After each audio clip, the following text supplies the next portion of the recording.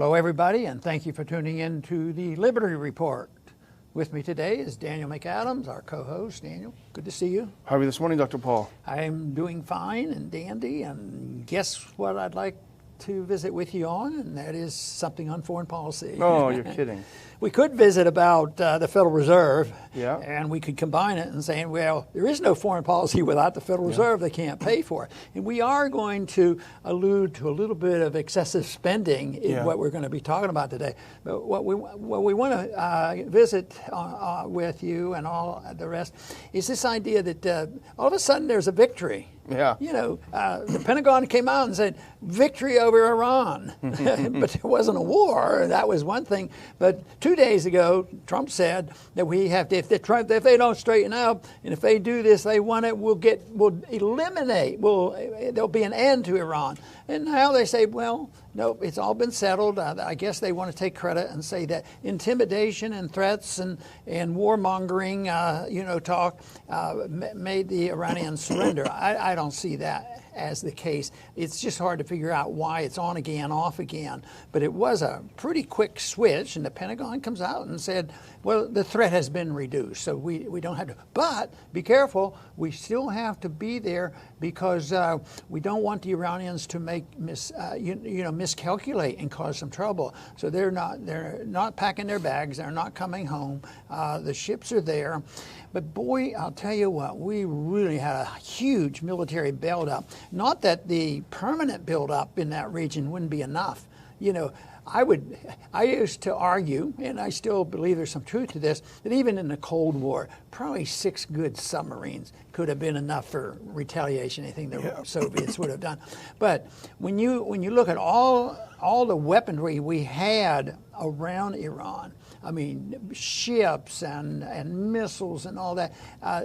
And yet in the last year, think of the build-up in the last 6 months, last couple of months, sending more and more ships over there and personnel.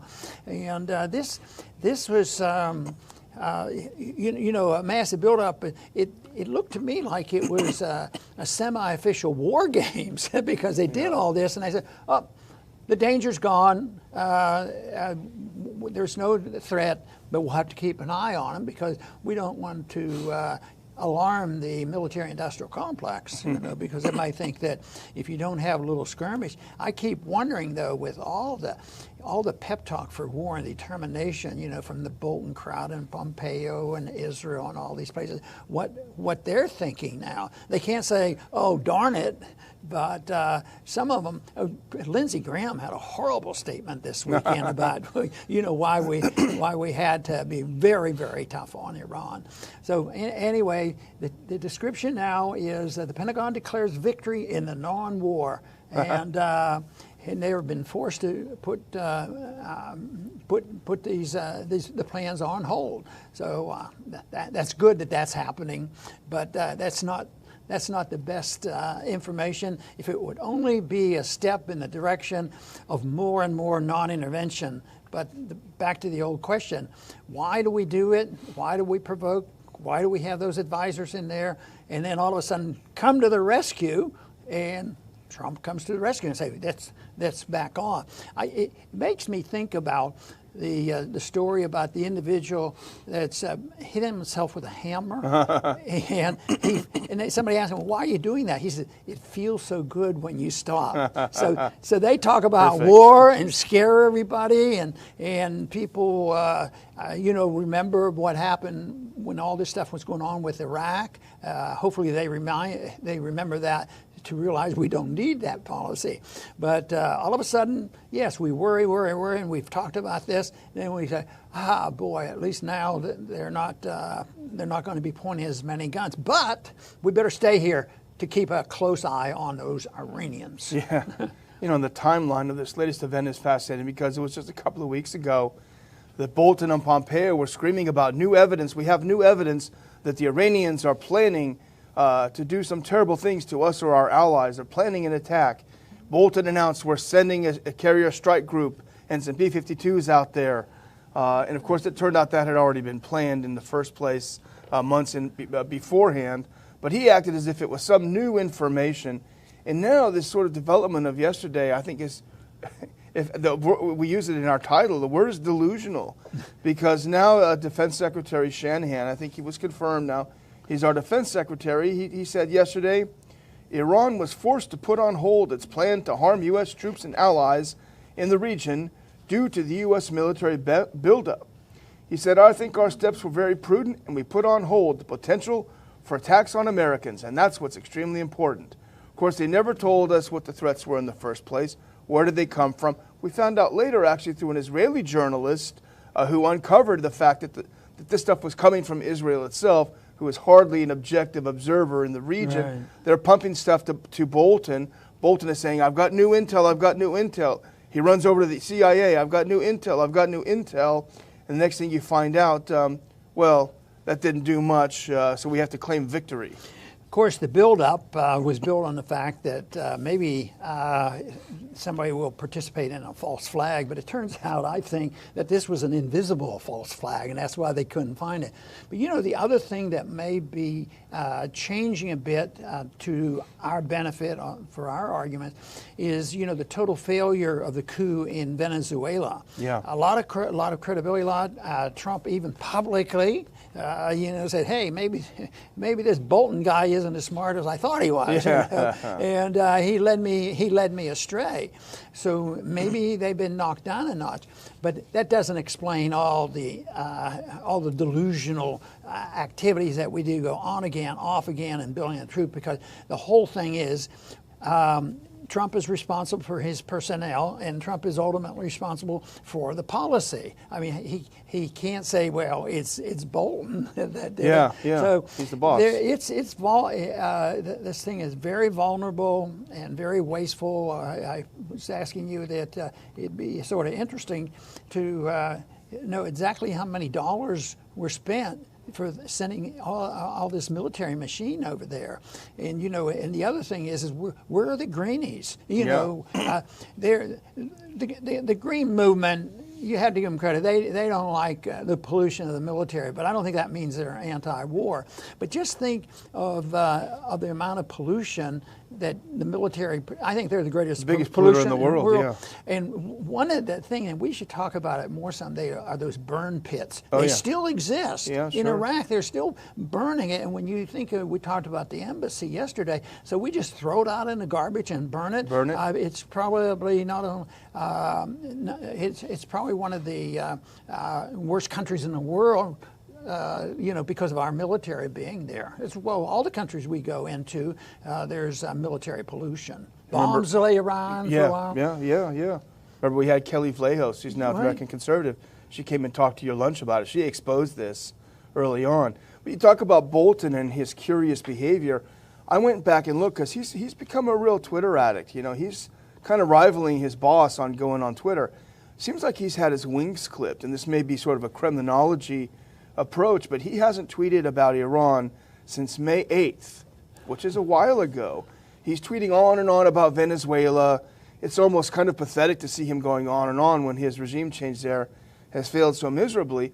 But here's his last tweet, May 8th, almost, well, basically 3 weeks ago. He hasn't said a word about Iran in 3 weeks. He said on May 8th, the United States will continue its maximum pressure on the Iranian regime until its leaders decide to change their destructive behavior, respect the rights of the Iranian people, and return to the negotiating table.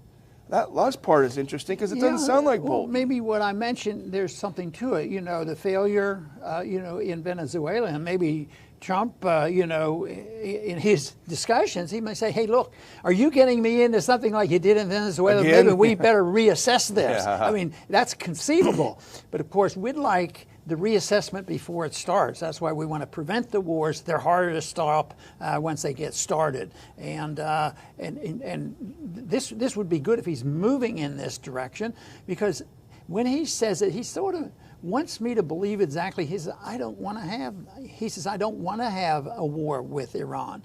But then you wonder why he promises to destroy him if they don't do what he tells them.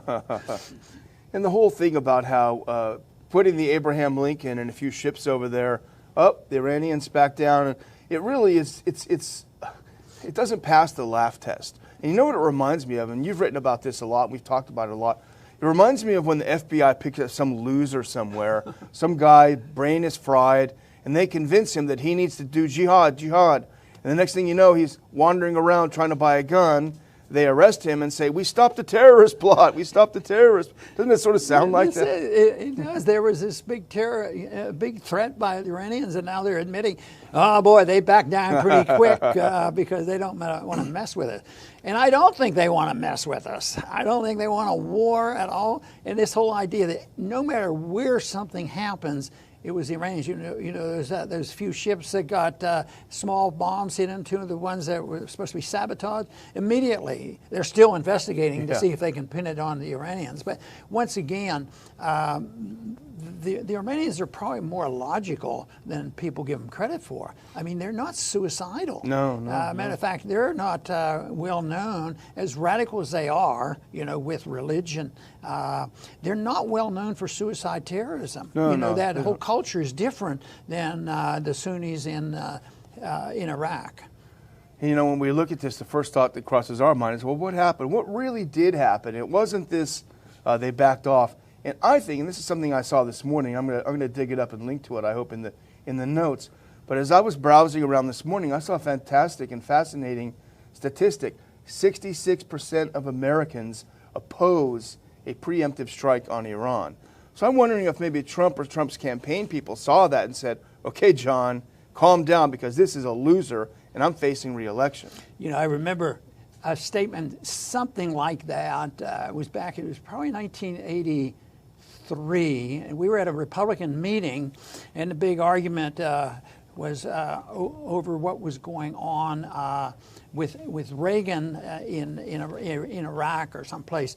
And one of the members got up and said, if we're continuing to do this, it was Syria. Yeah. Lebanon in '83. And they said, if you still have troops there, because he already had them there, but if they're there and they're fighting, you're going to lose the election. You know, within a couple of weeks of that conversation, I heard, all of a sudden, you know, he brought the troops out. So that is the reason why I talk a lot about prevailing attitudes in the people. If they have the right information, and I still do not believe people, all of a sudden, they have to be driven to hatred. They have to see demons out there and be convinced. And it's the noise they hear and the repetition that they have. They have to hear it over and over again. And all the TVs blasting away, and the politicians. And these politicians, it's just a shame that most of them keep getting reelected. And it was so discouraging the other day when that letter was written. You know, 400 members of Congress, you know, was directing the president to keep the troops, send more troops to Syria. And he has pretty good statements about why we ought to be out of Syria, too. Exactly. And, you know, we are there illegally. We have no right to be there. It's not our country. Meanwhile, the Iranians, who are there legally and allies, said, hey, we need some help. We're fighting some radical terrorists, some jihadists, by the way, backed by the U.S. and the Saudis. So there's a huge difference. And in fact, interestingly enough, James Jeffrey, who's the U.S. Special Rep for Syria issues, is before our old committee today. He's before the House Foreign Affairs Committee today. And according to his pre-release statement, some pretty, talk about delusional and impotent statements. He said, the removal of all Iranian forces from Iran is still the U.S. goal. We got to get the Iranians out, even though they're invited in there. And here's what else he said. Talks about the Iranians' malign influence. Well, what were they doing there? They were killing ISIS. And then Defense One's national security correspondent, Katie Bowe Williams, she had this a nice, interesting tweet line about this, and she said, well, how are we going to get the Iranians out? And here's what Jeffrey said. We're going to ask the Russians to help us get the Iranians. To talk about impotence. And here's what Jeffrey said. If Russia wants to achieve a secure and stable Syria, it should join efforts to counter Iran's destabilizing actions and malign influence in Syria. Yeah, the Russians are going to now join with us to try to kick the Iranians out of Syria. It's bizarre. Yeah, the military power and might is very important. There's no doubt about it. But having the moral high ground is pretty important. Defending your homeland is pretty important. But a point that we can easily make, and it's been made many times, is think of the weaponry and the bombs that were dropped in Vietnam against a group that saw their homeland being invaded by the French and then the Americans. So this is there's power in that without having money and bombs and the military. And the military people aren't always the victors. And this is why, they say, well, Russia and China, they're powerful and they shouldn't be ignored. But they're compared to what we have, and they're smart. They're ignoring the military buildup and they're taking their money, and that really bugs some people. They're going and investing their money. And what right do they have to invest their money in Venezuela and maybe solve some of their problems? Well, I'll close out by giving a real heads up to our audience. Probably a lot of you, because you're so astute, have already been following this, but I think it's it's a top story in the Ron Paul Institute website today. But the OPCW, this is the UN organization that investigates chemical weapons. They investigated the claimed chemical attack in Douma last year. Remember, that's the one that Trump fired a bunch of missiles into Syria, costing us hundreds of millions of dollars. The final OPCW report came out a while ago, didn't have a real strong conclusion. We're just finding out there was a leaked report that was supposed to accompany this report that was done by engineers. The OPCW engineers report completely destroyed the narrative that Assad had anything to do with the attack on Douma. That was suppressed. This is a huge scandal. The mainstream media will not touch it with a 10-foot pole. Who suppressed the engineers report and why? It's a big story. We'll probably do some more on it later this week. Very good. And I want to close just by emphasizing, timing. It's good for people to be anti-war, and I think the majority of people are anti-war. Special interests are for war. The military-industrial complex, people who think they deserve more territory, and they make all kinds of justifications to try to propagandize and with the war propaganda and get the people to support it, and they're able to do that. But since we really believe and expect people to, their basic principle is to be anti-war, but we all have to be anti-war before the war starts. You have to understand why policy is bad and why it isn't always, American exceptionalism is 100% right and that we can go and do anything that we want. But they say, well, you can't talk like that because then you're not patriotic. Well, I came around to thinking at one time that patriotism isn't doing whatever our government does. Patriotism is supposed to be when you challenge the government when you know they're doing something wrong, and that's why we have strong defense for the whistleblowers and the truth tellers to get to the bottom of it. And if we did it before, then we don't have the struggle to get the war over with. These wars are still going on as much as, Iraq is still involved, and Syria, Afghanistan, we're less and less, but it goes on and on. It's that principle that we follow that is always leading to confrontation with other countries, and it's so unnecessary, it's so wasteful, and so destructive, and ultimately it's destructive to our economy here at home. But as 9/11 has proven, and all this war going on in the Middle East, it's so destructive to our civil liberties. And just think now how many challenges there are on freedom of speech and freedom of expression.